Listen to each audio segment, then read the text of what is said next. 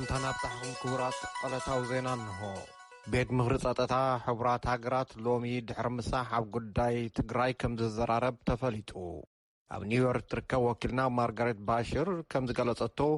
ቤት ምኽሪ ጸጥታ ኣብ ጉዳይ ትግራይ ክፉት ኣኼባ ንኸካይድ ፈላማይ እዋን እዩ ቅድሚ ሎሚ ዕፁብ ኣኼባታት እዩ የካይድ ነይሩ ኣብቲ ናይሎም ክፉት ኣኼባ ካብ ክፍሊ ፖለቲካን ክፍሊ ሰብኣዊ ጉዳያትን ሪፖርት ክቐርበሉ እዩ እዚ ናይሎም ኣኼባ ንኽካየድ ዝተወሰነ ኣሜሪካ ብሪጣንያ ኣየርላንድን ፈረንሳን ብመሰረት ዘቕረበኦ ሕቶ እዩ ካልኦት ኣባል ሃገራት እውን ከይሓተታ ኣይተርፍን ትብል ወኪልና ካብ ኒውዮርክ ብህዝቢ ዝተመርፀ ሕጋዊ መንግስቲ ናብ ቦትኡ ተመሊሱ ኣሎ ክብል ብሕወሓት ዝምራሕ መንግስቲ ክልል ትግራይ ገሊጹ ሓይልታት ትግራይ ንከተማ መቐለ ድሕሪ ምቁፅጻሮም ዶክተር ደብረጽዮን ገብረ ሚካኤል ኣብ ኣደባባይ ወፂኦም ንህዝቢ ንእንኳዕ ደስ በለካ መልእኽቲ ኣመሓላሊፎም ኣለው ርእይቶ ነበርቲ ከተማ መቐለ እውን ረኺብና ኣለና ድሕሪ ዜና ተጸበዩና ፕሮግራም መግቢ ዓለም ኣብ ክልል ትግራይ ናይ ህፁፅ እዋን ሓገዝ ዝስርሑ ደኣ ይጀምር እምበር ብሰንኪ ስእነት ውሕስነት ጸጥታ ግን ናብቶም ቀንዲ ሓገዝ ዘድልዮም ሚልዮናት ህዝብታት ክበጽሕ ከም ዘይከኣለ ይገልጽ ኣሎ ወኪል ሬድዮ ድምፂ ኣሜሪካ ሊዛ ሽላይን ካብ ጀኔቫ ንዝለኣኸቶ ጸብጻብ ኣብርሃም ተስፋ ልኡል ተርጊምዎ ኣሎ መን ኣፈወርቂ ክተቕርቦያ ኣብ ክልል ትግራይ ዝርአ ዘሎ ቁልጡፍ ምዕባለታት ንብዙሓት ኣገሪሙሎም ገለ ካብኡ በይናዊ ምእዋጅ ምቁራጽ ተጻብኦታት ብወገን ፌደራላዊ መንግስቲ ክኾን ከሎ እቲ ካልእ ድማ ቅልጣፈ ሓይልታት ትግራይ ኣብ ምትሓዝ ርእሰ ከተማ መቐለ እዩ ኣብ ዋሃዲ ትካል ማዕኸን ምግቢ ዓለም WFP ኣብ ትግራይ ዝኾኑ ቶሚ ታምሰን 35 ሰራሕተኛታት እቲ ትካል ኣብ መንጎ ተቐርቂሮም ስራሕቶም ድማ ን48 ሰዓታት ደው ኢሉ ምጽንሑ ይገልጹ እንተኾነ ግን ይብሉ እቶም ኣወሃሃዲ ነገራት ብኣዝዩ ቁልጡፍ ግስጋሴ ይስጉም ብምህላው ስራሕቶም ዳግም ጀሚሮምስ ናብ ልዕሊ 40,000 ዝበጽሑ ተጸበይቲ ረድኤት ምግቢ ኣብጽሖም ኢሎም ንሶም ካብ መቐለ ብቴሌፎን ኣብ ዝሃብዎ ሓበሬታ ኣብ ባይታ ዘሎ ኩነታት ኣዝዩ ኣጸጋሚ ምዃኑ ጠቒሶም ሰራሕተኛታት እቲ ትካል ብነጻ ክንቀሳቐሱ ብዘይምኽኣሎምን ናብ ኩሉ ቦታታት ዘይተገደበ ናይ ምንቅስቓስ ፍቓድ ስለ ዘይብሎምን ንጥፈታቶም ብከምቲ ዝደለይዎ ፍጥነት ክኸይድ ከም ዘይከኣለ ረዲኦም ካብ ሶንያ ትሒዙ መስመራት ቴሌፎንን ኤሌክትሪክን ምቁራጹን ንግዳውን ሰብኣውን በራራታት ጠጠው ምባሉን እውን ገሊጾም We have no incoming fuel supplies. We have no incoming food supplies to feed.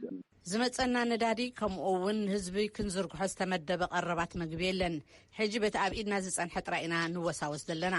ባንክታት ተዓጽዮም ኣለዉ ምናልባት እንተተኸፍቱውን ገንዘብ የብሎምን ስለዚ ድማ ንዝኾነ ስራሕቲ ክንከፍል ኣይንኽእልን ዘለና እዚ ኸኣ ካልእ ጸገም ኢሎም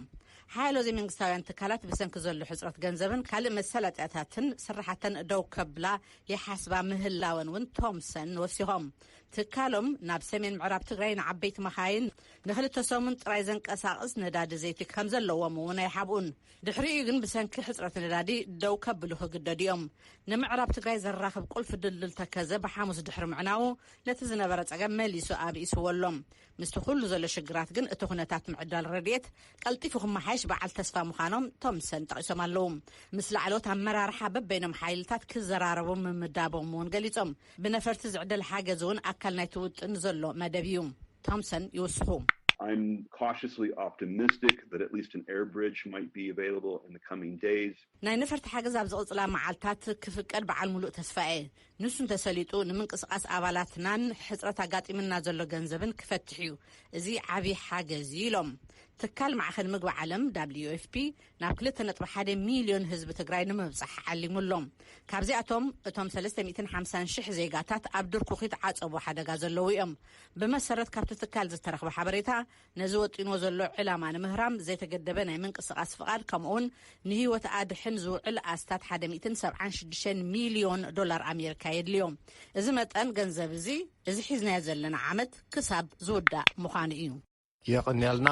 ኣብ ክልል ትግራይ ኣገልግሎት ባንኪ መብራህትን ስልክን ሓላፊነት ወሲዱ ንምብጻሕ ከም ዝጽገም መንግስቲ ኢትዮጵያ ኣፍሊጡ ሚኒስትሪ ወጻኢ ኢትዮጵያ ምስ ኣብ ኣዲስ ኣበባ ዝሰርሑ ዲፕሎማታት ሎሚ ዓርቢ ኣብ ዝነበሮም ምይይጥ ረድኤትን ዝኣመሰሉን ኣገልግሎታት ንምግዓዝ ዝግበሩ በረራታት ብሕልፊ ንነፈርቲ ሕቡራት ሃገራት ተፈትሽን ንክሓልፋ ንኣየር ክልል ከም ዘፍቅደለን ሓቢሩ ኣሎ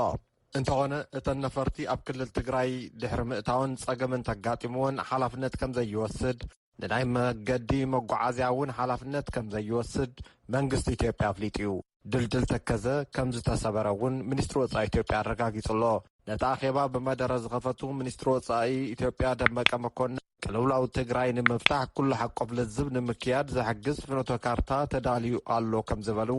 ኣብቲ ልዝብ ዝሳተፉ ሕጋዊ ተቃዋምቲ ፓርቲታት ሰላማዊ ኣገባብ ዝኽተሉ ኣባላት ሕወሓት ማሕበረሰብ ንግድን ኮሚኒታዊ ትካላትን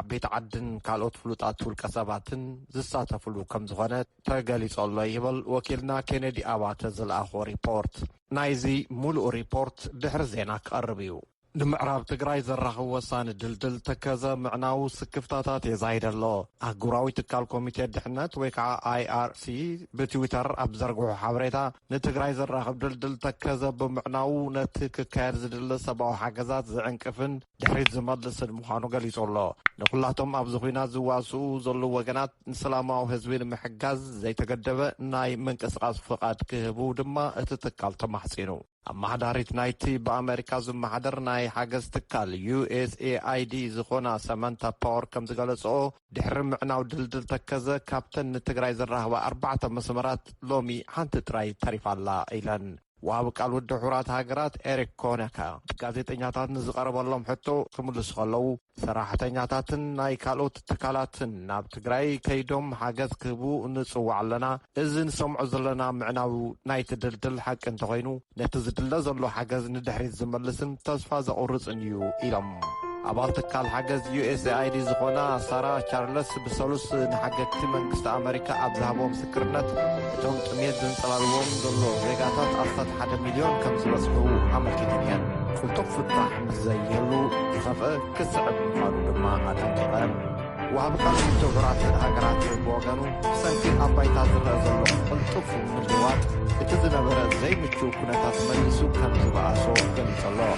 በዚሁ ፍቁራት በረራታት መስመር ቴሌፎንን ኤሌክትሪክን ካልእ ጸገም ፈጢሩ ምህላውን እቲ ወሃቢ ቃል ገሊጹ ምስቲ ዘሎ ብዙሕ እንቅፋታት ግን ትካላት ወሃብቲ ረድኤት ዝከኣሎም ይሰርሑ ኣለዉ ብድሩት ዓቕሚ ደኣ ይኹን እምበር ቀረባት ማይ ነዳድን ዝነድድ ዕንፀይትን ብረቡዕ ኣብ ገለ ከባብታት መቐለ ከባጽሑ ክኢሎም ኣለዉ ኣብ ሽረ ንዝርከቡ ተመዛበልቲ ጽሩይ ዝስተ ማይ ሓገዝ ከም ዝቐረበ ከምኡውን ኣብ ከተማ ሳምረ ናይ መሰረታዊ ቀረባት ጥዕና ሓገዝ ከም ዝተላኸውን ገሊጾም እዮም ፌደራላዊ መንግስቲ ኢትዮጵያ ዝወሰዶ በይናዊ ተበግሶም ምቁራጽ ተጻብኦታት ብሰንኪ ድምር ካብ ምዕራባውያን ሃገራት ዝመጻቕጥን ሓይልታት ትግራይ ዘመዝገብዎ ቁልጡፍ ዓወታትን ዝተመዝገበ ከም ዝኾኑ ተንተንቲ ይገልጹ ተንታኒትን ተመራማሪትን ፖለቲካ ዝኾነት ማሪና ኦትሮይ መንግስቲ ኢትዮጵያ በይናዊ ስጉምቲ ምቁራጽ ተጻብኦታት ይውሰድ እምበር እዚ ግን ንሓይልታት ትግራይ ዘገድሶም ኣይኮነን ኢላ ነይራ ካብ ብዙሓት ኣባላት ሃገራት ብዝቐረበሉ ጠለብ መሰረት ባይቶ ጸጥታ ውድብ ሕቡራት ሃገራት ኣብ ዳይ ዓርቢ ርክቡ ንጉዳይ ትግራይ ክዝትየሉ ትጽቢት ይግበር ክልላት ኦሮሚያ ደቡብን ሲዳማን ኣብ ዝዋሰንሉ ከባብታት ጸገም ጸጥታ ንኸይፍጠር ሓቢሮም ስለ ዝተንቀሳቐሱ ሻድሻይ ሃገራውን ክልላዊ መረፃ ብሰላማዊ መገዲ ከም ዝተዛዘመ ወኪልና ዮናታን ዘብዴዎስ ዝለኣኾ ዜና ጠቒሱሎ ሕፅር ዝበሉ ዜናታት ኢትዮጵያ ሚኒስትር ወጻኢ ኢትዮጵያ ደመቀ መኮንን ሓሰን መንግስቲ ኢትዮጵያ ንጥሜት አንጻር ኣብ ውግእ ዘላ ክልል ትግራይ ከም መሳርሒ ውግእ ይጥቀመሉ ኣሎ ንዝብል ሪፖርት ሎሚ ዓርቢ ነፂጎሞ ናብ ትግራይ መግቢ ኣብ ምቕራብ ወሳኒ ዝነበረ ድልድል ተከዘ ትማል ሓሙስ ከም ዝዓነዎ ይዝከር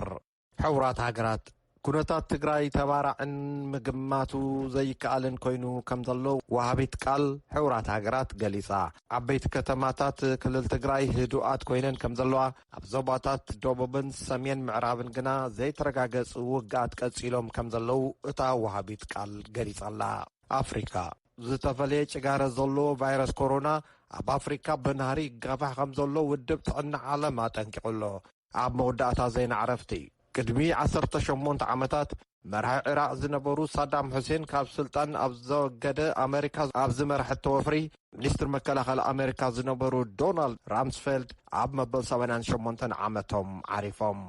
ዜና ተፈጺሙ